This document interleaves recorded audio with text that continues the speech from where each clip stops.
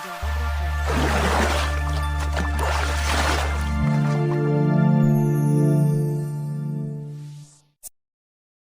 bin Hudzafa ini jarang sekali orang tahu kisahnya, tapi beliau punya satu hal, terutama pada saat menghadapi kematian yang luar biasa.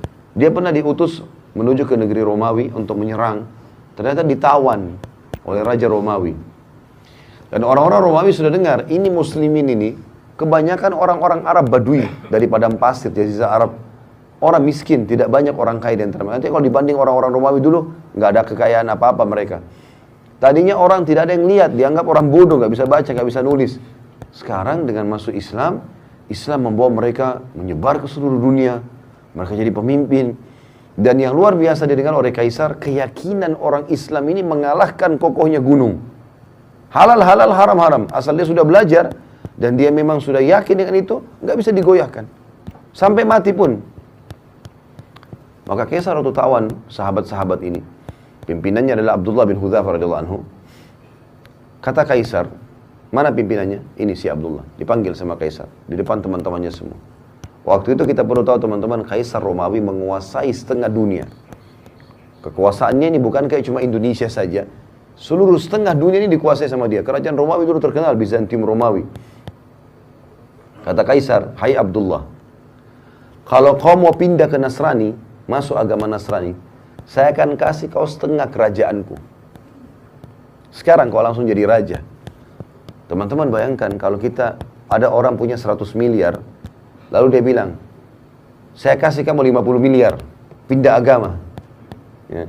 Mungkin orang-orang yang lemah imannya, 50 miliar, tadinya mungkin 1 juta pun susah dipegang. 50 miliar ini menghayal bagi dia. Abdullah bin Hudzafa ambil pelajaran teman-teman sekalian, ditawarkan setengah kerajaan Kaisar. Datangkan saksi-saksi, nih, saksi semua ini bukan main-main. Kamu bilang saya masuk Nasrani, setengah kerajaan. Dari Badui padang pasir orang miskin jadi raja langsung. Berdampingan sama Kaisar. Apa jawaban Abdullah? Kerajaan ditawarkan. Dan ini tidak main-main, serius. Akan dikasih kerajaan.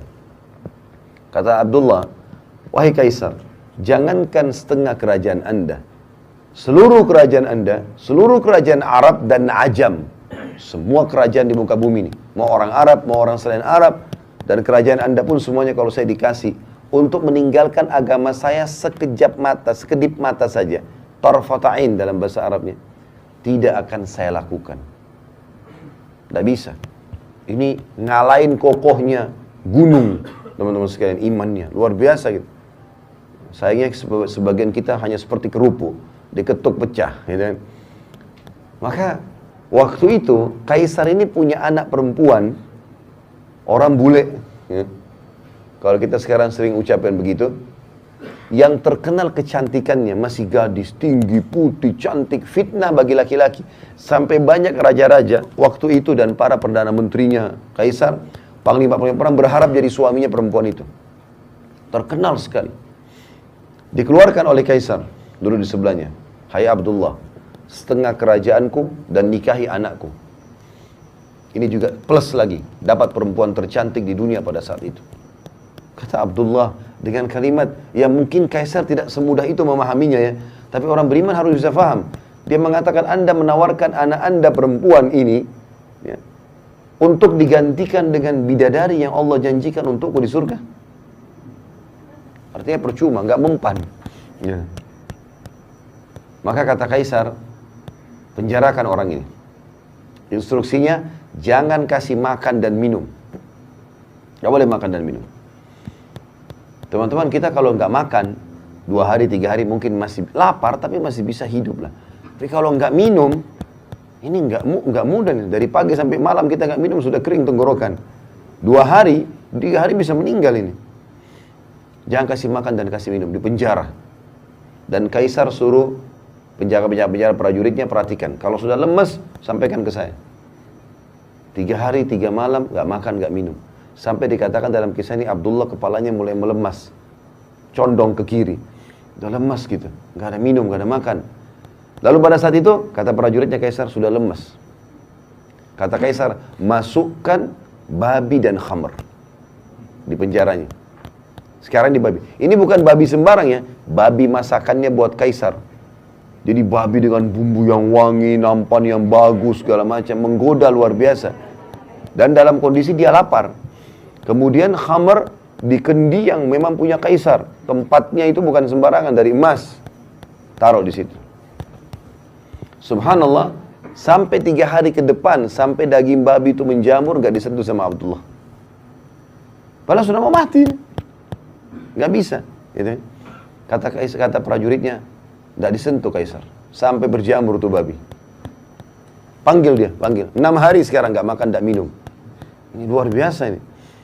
Lalu kata kaisar, kenapa kau gak makan dan minum? Kata Abdullah jawabannya, saya tahu dalam agama saya sekarang sudah halal tuh babi dan khamr. Karena saya akan mati kalau saya gak makan. Tapi demi Allah saya tidak akan biarkan kau menghina agamaku. Sama raja dunia dia ngomong ini. Saya demi Allah tidak akan membiarkan kamu menghina agamaku. Kaisar bilang, kalau begitu saya akan bunuh kamu. Tapi bukan bunuh biasa. Saya akan masukkan kamu ke minyak panas. Didatangkan periuk teman-teman sekalian, besar. Bisa nampung 10 orang laki-laki masuk ke dalamnya. Karena besarnya. Taruh minyak panas, dibakar. Mendidih minyak itu. Kata kaisar, cemplungin satu persatu prajuritnya Abdullah. Jangan dia terakhir. Sekitar 30 orang. Begitu dilempar yang pertama teman-teman sekalian, dikatakan dalam riwayat kisah ini, dimasukin dalam hitungan detik tinggal tulangnya keluar.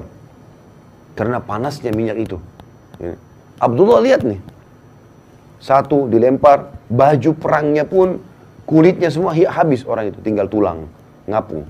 Lempar yang kedua, begitu lagi. Yang ketiga, begitu lagi. Penuh dengan tulang-tulang manusia dan darahnya nih, minyak. Mendidih. Pas giliran Abdullah, dengan lemesnya lagi ditarik, netesin air mata Abdullah. Kata kaisar, udah netesin air mata nih. Mungkin mau berubah. Kata prajurit kaisar, nangis. Berarti mungkin mau berubah. Panggil. Hai Abdullah, jadi pindah Nasrani? Dia bilang, tidak demi Allah. Lalu kenapa kau nangis? Saya menangis karena saya menyesal hanya punya 1 nyawa. Saya berharap punya 1000 nyawa, semuanya kau cemplungin ke minyak itu. Untuk mati menuju ke akhirat. Bagaimana orang beriman teman-teman faham masalah ini? Nggak ada yang goyahkan dia, dunia ini sebentar. Antum tarik kisah ini kepada penyakit yang sedang kita alami. Utang yang belum kita lunasi. Permasalahan rumah tangga yang kita hadapi. Seberat apa itu dibandingkan Abdullah ini? Nggak ada nilainya. Tapi dia begitu yakin ada Tuhannya Allah. Dan dia yakin dunia ini hanya sebentar, dia akan menuju ke akhirat. Itu poin yang tidak boleh luput dengan kita. Dan itu makna daripada perkataan hadis ini. Yang Allah bilang, siapa yang rindu bertemu denganku, aku rindu bertemu dengannya. Artinya siapa yang selalu tahu targetnya akhirat, dia akan menuju ke sana. Dan siapa yang benci bertemu denganku, dunia aja terus. Nggak ada urusan sama akhirat ini. Selalu pelanggaran, tidak ada kepatuhan, nggak ada taubat menyesal dari dosa. Maka aku pun benci bertemu dengannya.